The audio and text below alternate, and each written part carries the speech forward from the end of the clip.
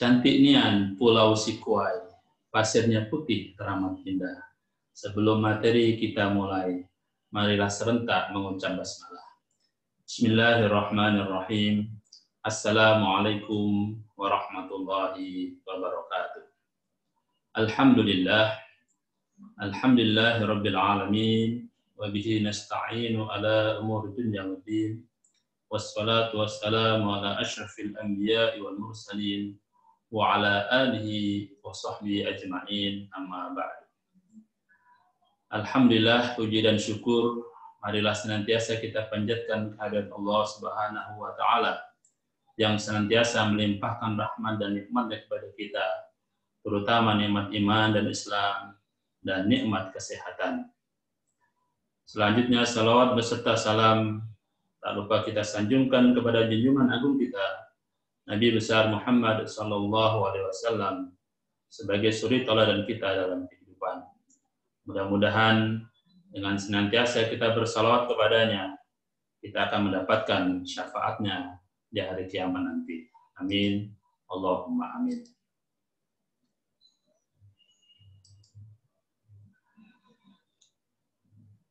Sahabat kajian studi Islam yang berbahagia, kajian kita kali ini akan membahas tentang karakteristik ajaran Islam.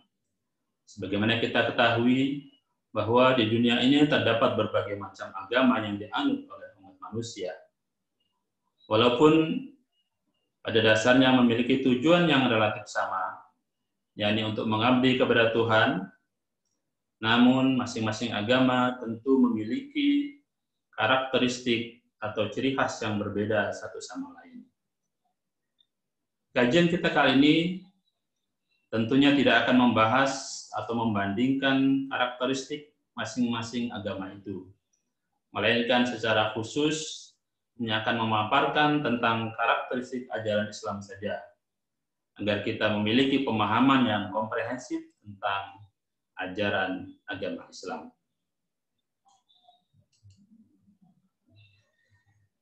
Sebelum kita bicara tentang bagaimana karakteristik ajaran Islam, tentunya terlebih dahulu kita mengetahui pengertian dari Islam itu sendiri.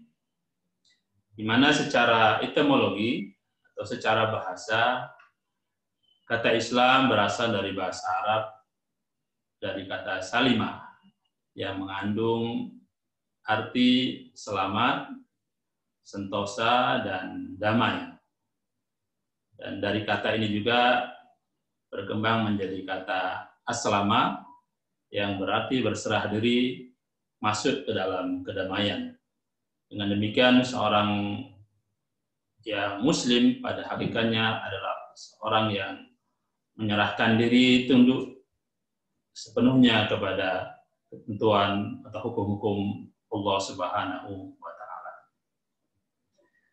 Adapun secara terminologi atau secara istilah, Islam adalah agama tauhid yang ditegakkan oleh Nabi Muhammad SAW. Dalam hal ini selama kurang lebih 23 tahun di Mekah dan di Madinah.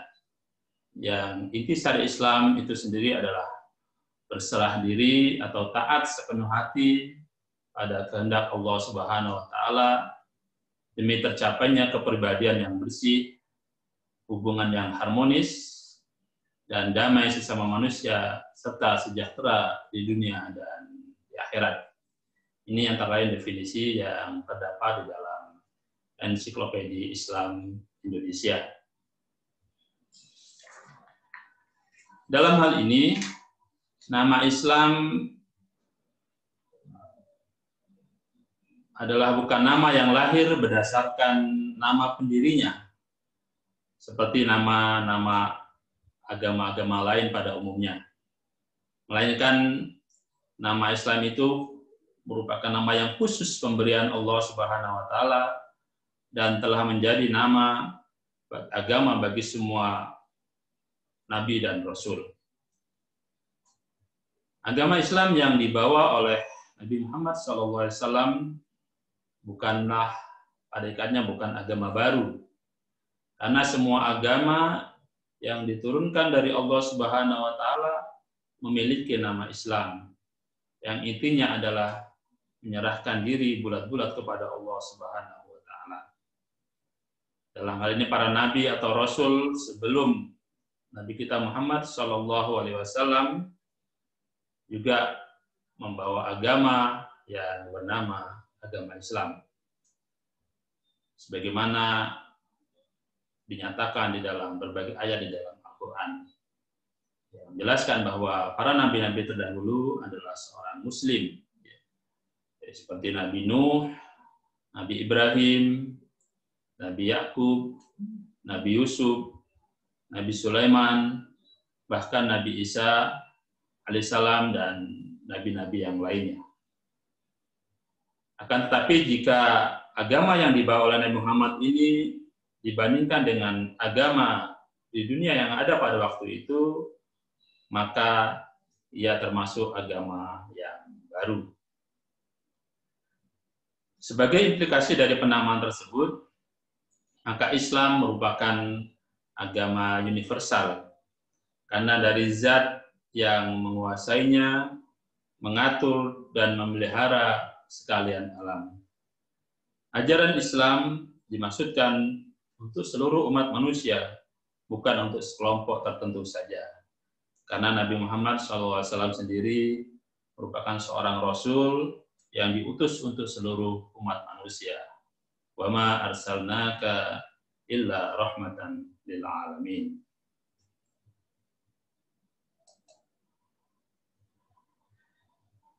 Sahabat kajian studi Islam yang berbahagia, berbicara tentang karakteristik ajaran Islam berdasarkan berbagai sumber tentang Islam yang ditulis oleh para tokoh, para ulama. Maka menurut Profesor Abu Dinata dalam salah satu bukunya yang berjudul Metodologi Studi Islam, dapat diketahui bahwa ajaran Islam memiliki karakteristik yang khas yang dapat dikenali melalui konsepsinya dalam berbagai bidang. Yang antara lain yang pertama adalah bidang agama, bidang akidah, bidang ibadah, bidang ilmu dan kebudayaan, bidang pendidikan, dan seterusnya, yang penjelasannya secara global akan disampaikan sebagai berikut. Yang pertama, karakteristik ajaran Islam dalam bidang agama. Jadi karakteristik ajaran Islam dalam bidang agama adalah mengakui adanya pluralisme sebagai satu kenyataan atau suatu kenyataan. Kemudian mengakui adanya universalisme, yakni mengajarkan kepercayaan kepada Tuhan dan hari akhir, menyuruh berbuat baik, dan mengajak kepada keselamatan. Islam merupakan agama yang kitab sucinya dengan tegas mengakui hak agama lain, kecuali agama yang berdasarkan paganisme atau perbuatan syirik. Untuk hidup dan menjalankan ajaran agama masing-masing dengan penuh kesungguhan. Al-Quran dalam hal ini menjelaskan tentang pengakuan akan hak agama-agama lain yang merupakan dasar paham kemajemukan sosial budaya dan agama sebagai ketetapan Tuhan yang tidak berubah-ubah. Sehingga Al-Quran melarang adanya pemaksaan dalam beragama. Sebagaimana di dalam Al-Quran dinyatakan, la ikraha fiddin, tidak ada paksaan dalam beragama. Dan di dalam ayat yang lain juga Al-Quran memberikan kebebasan kepada penganut suatu agama untuk menjalankan ajarannya masing-masing. Dalam Al-Quran, lakum dinukum waliyadin. Dengan demikian, karakteristik ajaran Islam dalam visi keagamanya adalah bersifat toleransi, pemaaf, tidak memaksa, dan saling menghargai, karena dalam pluralitas agama tersebut terdapat unsur-unsur kesamaan, yaitu pengabdian kepada Tuhan Yang Maha Esa. Selanjutnya bidang akidah atau karakteristik ajaran Islam dalam bidang akidah. Sebagaimana kita ketahui bahwa akidah dalam Islam meliputi keyakinan dalam hati tentang Allah Subhanahu wa taala sebagai Tuhan yang wajib disembah. Kemudian diucapkan dengan lisan dalam bentuk 2 kalimat syahadat, yaitu menyatakan tidak Tuhan selain Allah dan bahwa Nabi Muhammad sebagai utusannya. Selanjutnya perbuatan dengan amal soleh. Artinya, orang yang beriman tidak akan ada rasa dalam hati atau ucapan di mulut dan perbuatan, melainkan keseluruhan menggambarkan iman kepada Allah Subhanahu wa taala. Yakni tidak ada niat, ucapan, dan perbuatan yang dikemukakan oleh seorang yang beriman itu kecuali sejalan dengan kehendak Allah Subhanahu wa taala. Ada akidah Islam selanjutnya harus berpengaruh ke dalam segala aktivitas yang dilakukan oleh manusia, sehingga berbagai aktivitas tersebut bernilai ibadah dan dasar dalam tingkah laku, serta perbuatan yang pada akhirnya menimbulkan amal soleh. Karena keimanan itu merupakan satu kesatuan antara keyakinan di dalam hati, ucapan dengan lisan, dan diwujudkan dengan perbuatan yang berupa amal soleh. Itulah dalam Islam atau dalam Al-Quran, kata-kata alladzina amanu, orang-orang beriman, selalu disandingkan dengan wa amilus sholihat, yaitu orang-orang yang beramal soleh. Selanjutnya, karakteristik ajaran Islam yang ketiga adalah di bidang ibadah. Secara harfiah, karakteristik ajaran Islam dalam bidang ibadah berarti bakti manusia kepada Allah Subhanahu wa taala karena didorong dan dibangkitkan oleh akidah tauhid. Sebagaimana Allah Subhanahu wa taala berfirman dalam surah Ad-Dariyat ayat 56 dan 57. A'udzubillahi minasyaitonir rajim. Wa ma khalaqtul jinna wal insa illa liya'budun. Dan aku tidak menciptakan jin dan manusia melainkan supaya mereka mengabdi kepada aku. Ma uridu minhum min rizqi wa ma uridu ayyut'imun.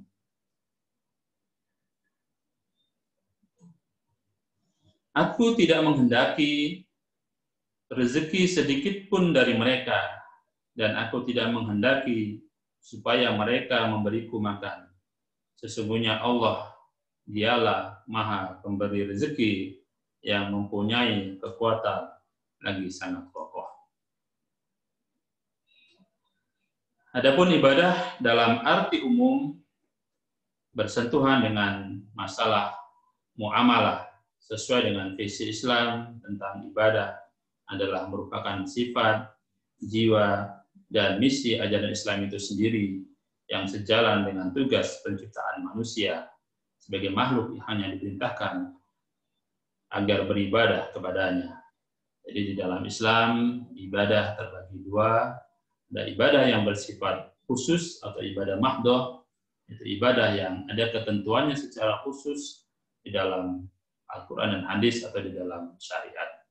Sementara ibadah yang bersifat ghairu mahdoh atau ibadah umum adalah segala perbuatan, tindakan yang dilakukan dalam rangka untuk pengabdian kepada Allah Subhanahu wa taala, pada hakikatnya adalah merupakan suatu ibadah atau pengabdian kepada Allah Subhanahu wa taala yang apabila dinyatakan dengan benar akan mendapatkan pahala di sisi Allah Subhanahu wa taala.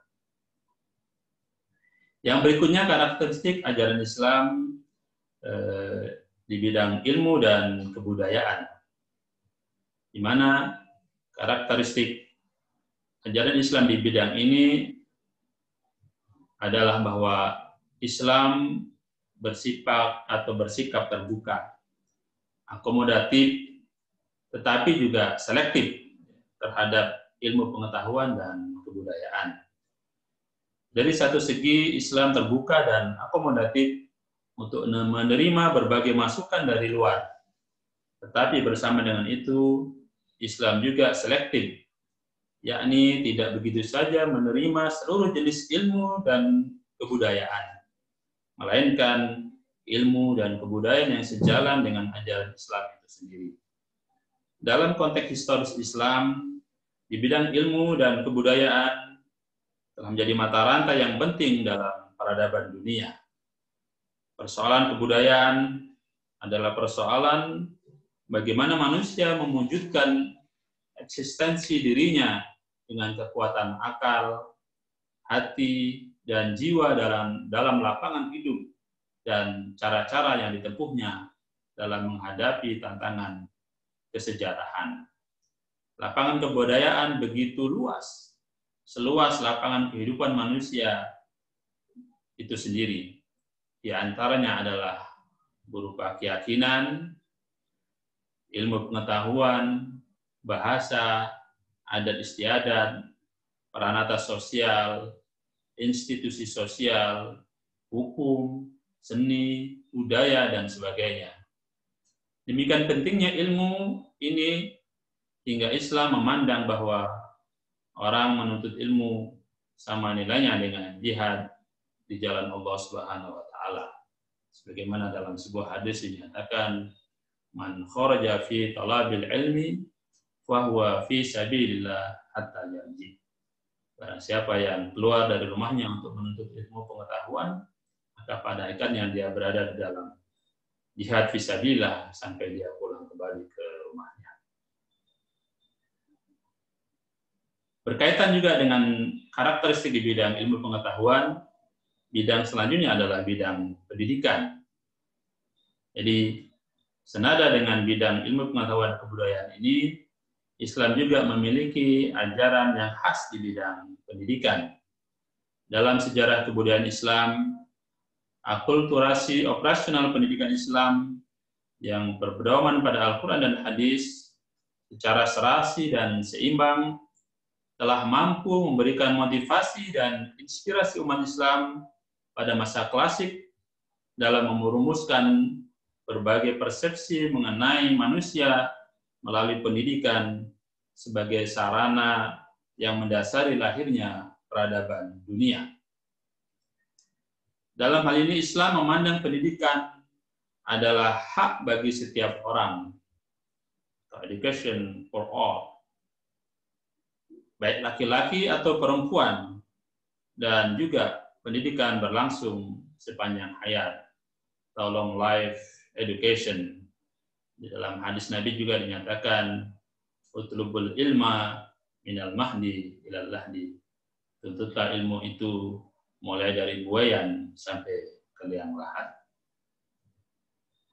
Dalam bidang pendidikan Islam memiliki rumusan yang jelas dalam bidang tujuan, kurikulum, guru, metode, sarana, dan sebagainya.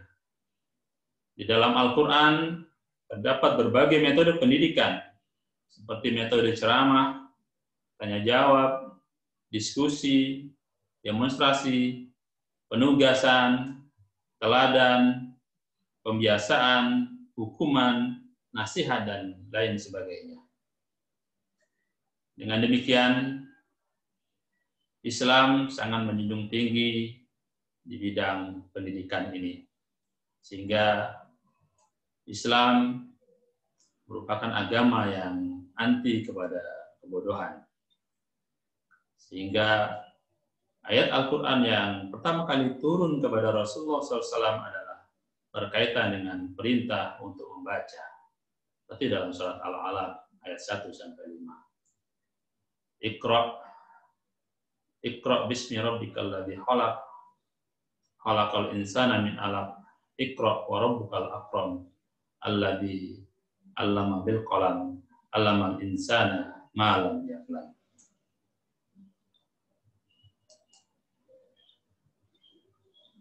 Karakteristik ajaran Islam berikutnya adalah di bidang sosial.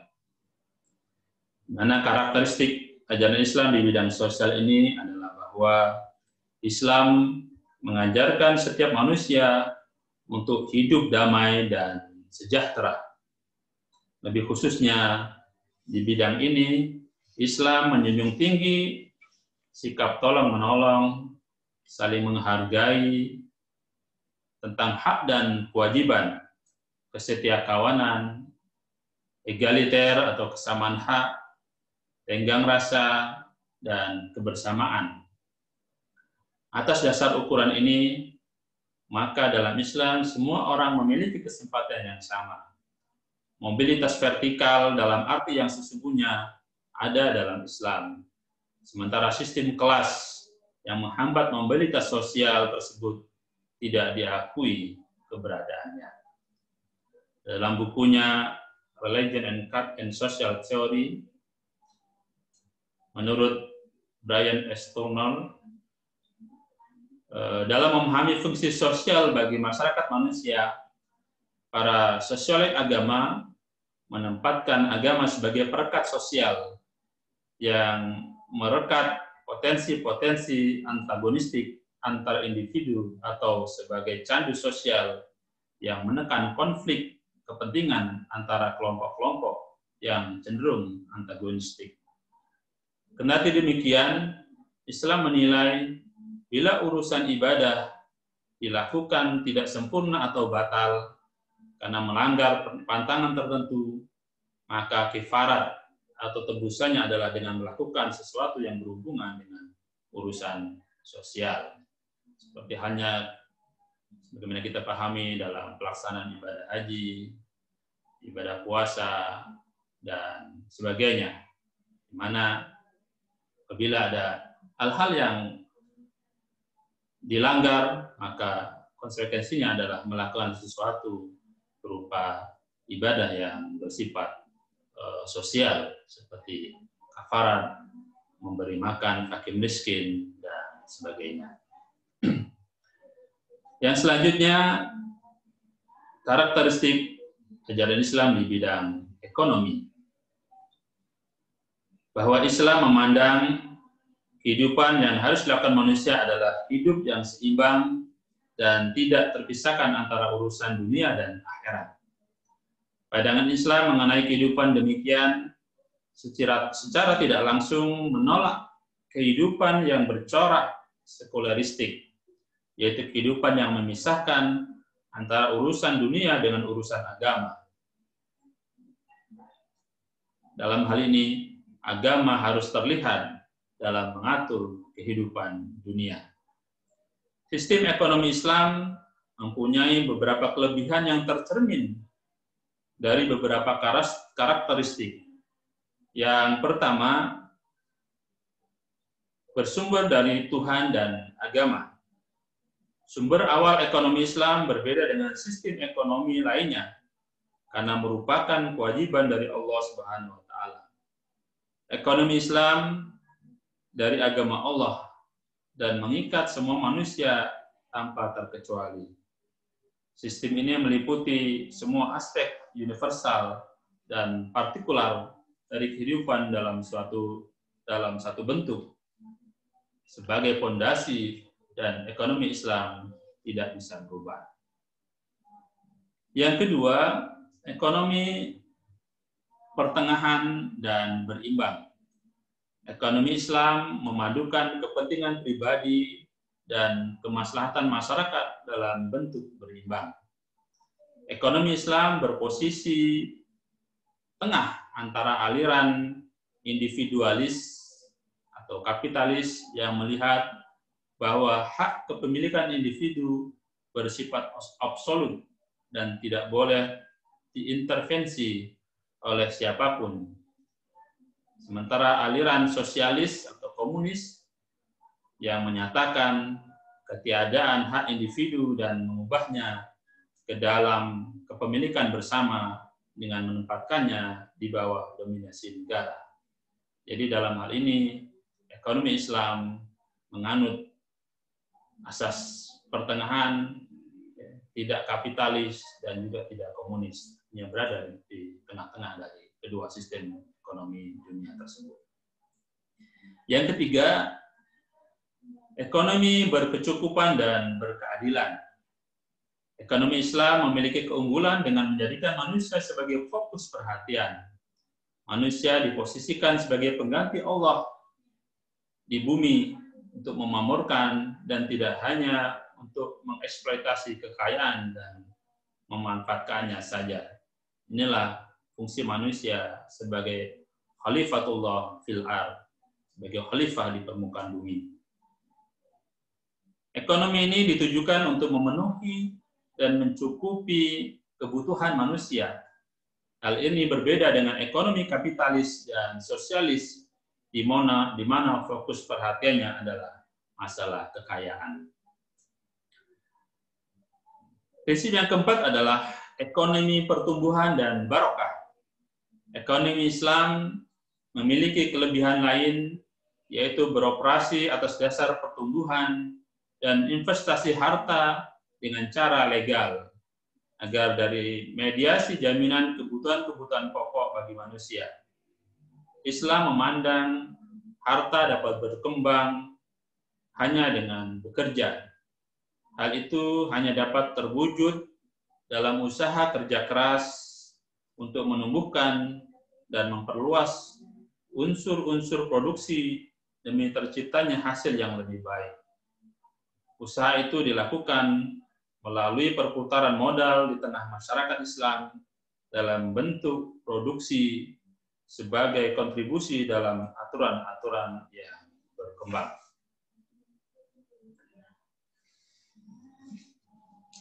Dengan demikian, ekonomi dalam Islam sangat menjunjung tinggi nilai-nilai keadilan dan anti terhadap kecurangan, penipuan, dan berbagai hal-hal yang bersifat ketidakpastian dan merusak tatanan kehidupan umat manusia. Yang selanjutnya, karakteristik ajaran Islam di bidang kesehatan. Ciri khas ajaran Islam selanjutnya dapat dilihat dalam konsepnya mengenai kesehatan ini. Untuk menuju hal tersebut, Islam lebih menekankan segi kebersihan lahir dan batin. Sementara itu, Islam memandang kebersihan lahir batin atau jiwa dalam istilah Islam disebut dengan nafas, akhlak, dan irfan.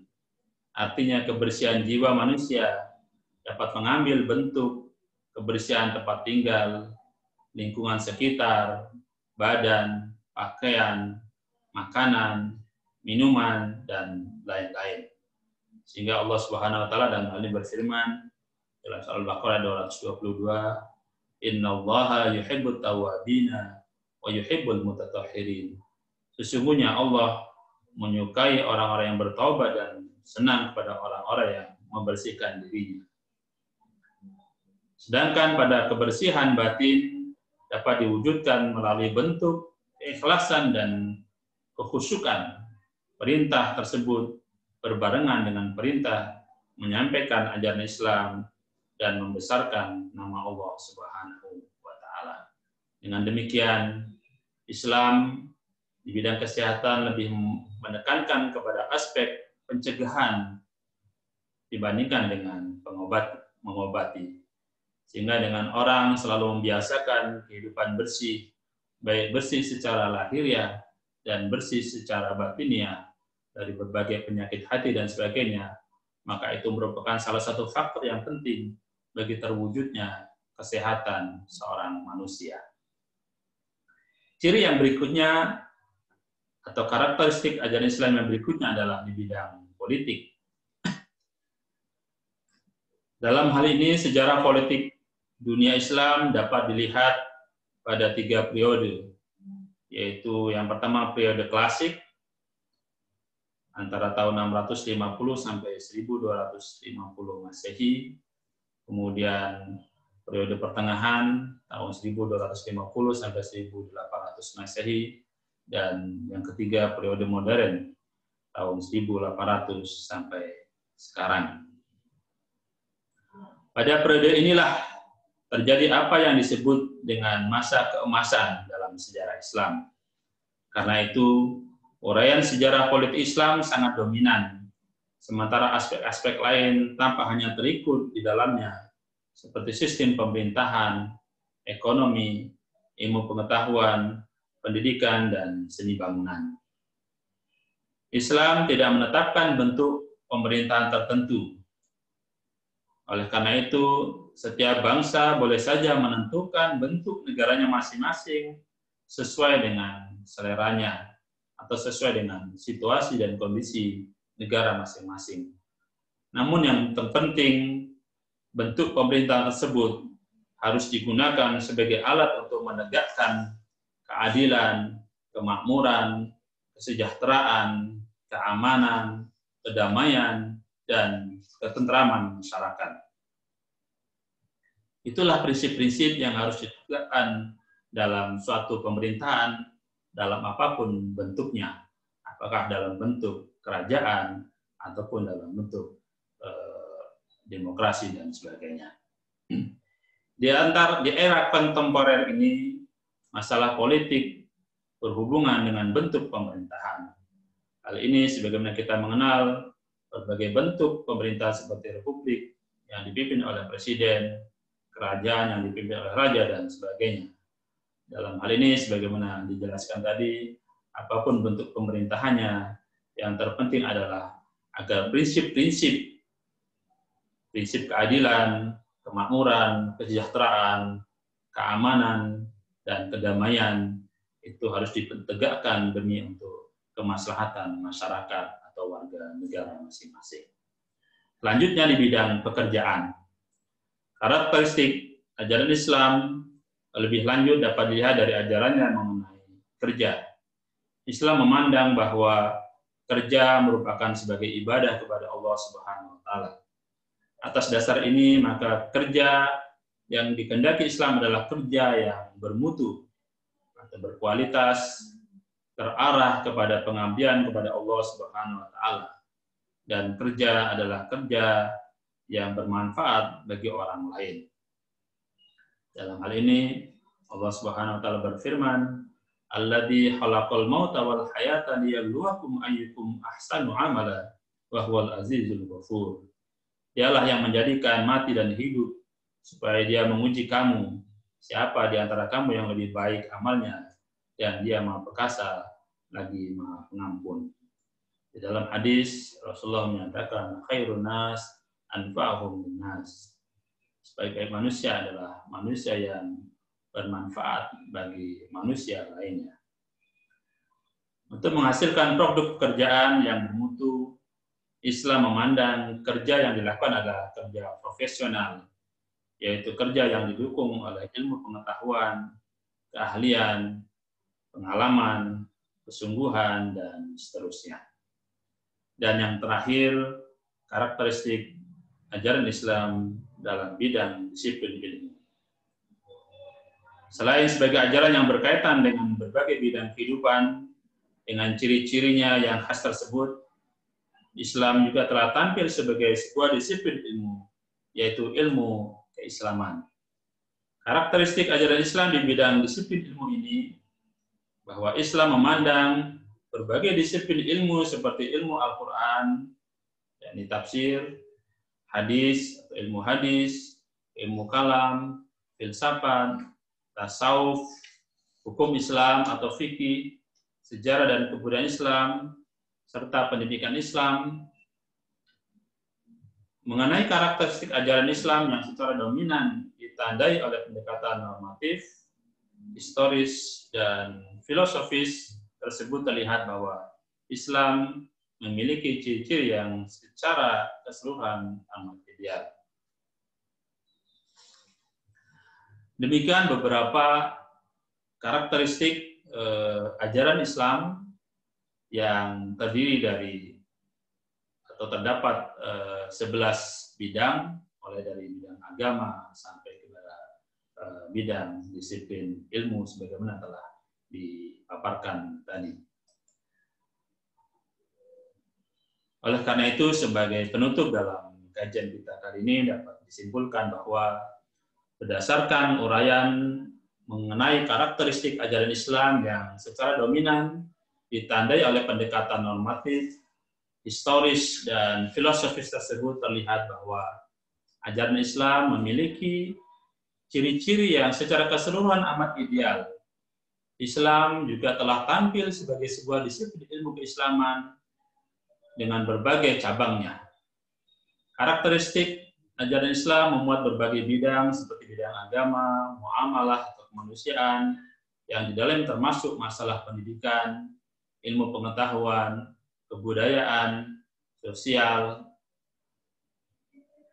kesehatan, pekerjaan, dan lain sebagainya. Untuk itu, umat Islam harus mampu mengakomodir hal terpenting yang bernilai kemanusiaan dalam bidang pakaian, makanan, tempat tinggal, lingkungan, dan sebagainya. Dalam hal ini, karakter Islam yang memiliki ideal ini nampak masih belum seluruhnya dijumpai dalam kenyataan umatnya. Antara ajaran Islam yang ideal dan kenyataan umatnya yang demikian itu masih ada kesenjangan.